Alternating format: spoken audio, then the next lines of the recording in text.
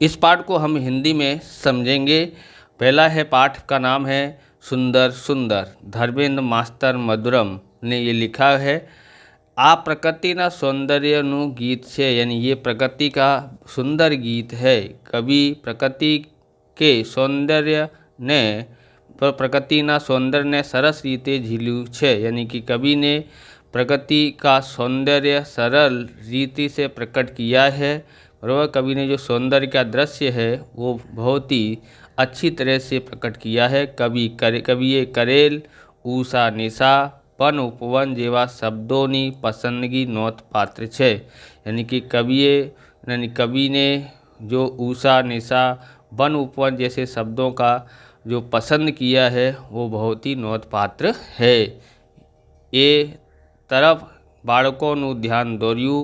આ કાવ્યનું પઠન અને ગાન અનેક વાર કરાયું। तो ये इस तरफ बालकों का ध्यान उन्होंने खींचा और इस कविता का पाठ और गान अनेक बार कराया है। तो अब देखते हैं। हे सुंदर सुंदर सुंदर आ, यानी कि यहाँ पर कवि कहे छे आ सृष्टि में बधु सुंदर अने सुंदर ज दृश्यमान छे। यानी कवि कहता है कि सृष्टि में सभी ही सुंदर हैं। सुंदर सुंदर दृश्यों को उन्होंने बताया है। सूरज सुंदर आ, चांदो सुंदर आ, यानी कि समग्र सृष्टि नो जीवनदाता सूर्य और चंद्र तेमज नदियों अने सरोवर, तो सुंदर सरिता ने सरोवर आ, यानी कि सुंदर कौन है? नदी भी सुंदर है, नदियों सुंदर, सरोवर सर्व सुंदर है। हिंदी में देखें तो यहाँ पर देखेंगे बोले सभी जीवन सृष्टि को जीवनदाता सूर्य और चंद्र के साथ साथ यानी कि सरोवर यानी सुंदर सरिता अने सरोवर, ओके, यानी सरिता यानी नदी और सरोवर सभी ही सुंदर हैं। विभु हसे तो केवा सुंदर एवं थातु मुझ मनमा, यानी त्यारे आ बधु ज सुंदर रचनार सुंदरतानो सर्जक ए सर्जनहार एटले ईश्वर सुंदर हसे एवं मारा मन में थाय छे। यानी कि क्या बोलना चाहता है? बोले तभी तो ये सब सुंदर रचना करने वाला सर्जनहार यानी कि सर्जन करने वाला ईश्वर भी कितना सुंदर होगा, ऐसा कवि के मन में उद्भव होता है। ओके, ऊषा सुंदर निशा सुंदर, सुंदर वन उपवन गिरिवर, विभु हसे तो केवा सुंदर एवं थातु मुझ मनमा। એટલે ऊषा एटले के शू थाय छे?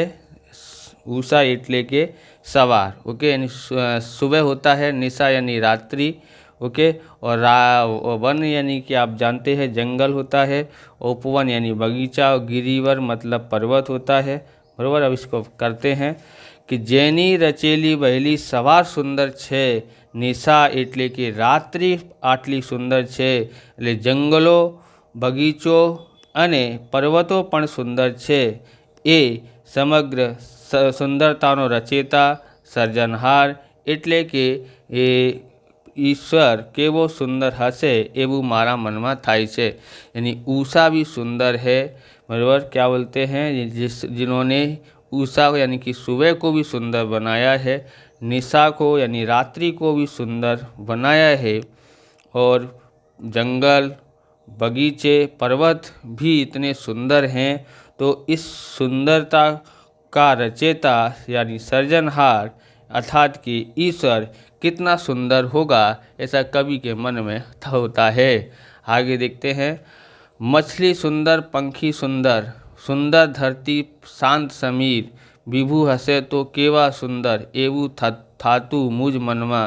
माछली एटले मछली, पंखी एटले पक्षी, धरती एटले धरती, शांत समीर एटले शांत पवन। ओके, तो हम लोग देखते हैं इसका भाषांतर कि शांत जड़ में आम तेम विचरती माछलीओ सुंदर, मुक्त गगन में बिहरता पंछीओ सुंदर, વિવિધતાથી ભરેલા આખી ધરતી સુંદર, વહેતો શાંત પવન પણ સુંદર, ત્યારે આવી સુંદર કૃતિઓ કરતા સર્જનહાર ઈશ્વર કેટલો સુંદર हंसे एवं मारा मन में थाई छे। यानी कि बताते हैं कि जो शांत जल के अंदर मछली के बारे में बताया कि शांत जल के अंदर जो मछली तैर रही है वो कितनी सुंदर है, और खुले आकाश में पंछी क्या कर रहे हैं, घूम रहे हैं, वो भी कितने सुंदर हैं। और उसके बाद और क्या बता रहा है, विविधताओं से, यानी कि विविधताओं से भरी हुई धरती भी कितनी सुंदर है, और शांति से चलने वाला पवन, बराबर, शांति से बहने वाला पवन भी कितना सुंदर है। तब इस सुंदर कृति के कर्ता और सृजनहार ईश्वर कितना भी सुंदर होगा, ऐसा कवि के मन में होता है। ओके, तो नेक्स्ट वीडियो में आ जे छे एनु आपणे स्वाध्यायનું सोल्यूशन करिए। नहीं सुंदर हम लोग क्या करेंगे, इसका स्वाध्याय का सोल्यूशन करेंगे। और इस तरह की वीडियो देखना चाहते हैं तो डिस्क्रिप्शन में आपको लिंक मिल जाएगी अलग अलग चैप्टरों की, वहाँ से आप देख सकते हो। चैनल पर नए हैं तो चैनल को सब्सक्राइब कर लेना, क्योंकि हम इस प्रकार के वीडियो आपके लिए बनाते रहेंगे। लाइक करने के बाद अगर आपको हाइप का बटन दिखाई देता है तो आप हाइप भी कर सकते हैं। ज़्यादा सपोर्ट करोगे तो हम डिजिटल बोर्ड खरीद पाएंगे जिससे आपको लाइव पढ़ा सकें, इसलिए ज़्यादा से ज़्यादा सपोर्ट करते रहिए।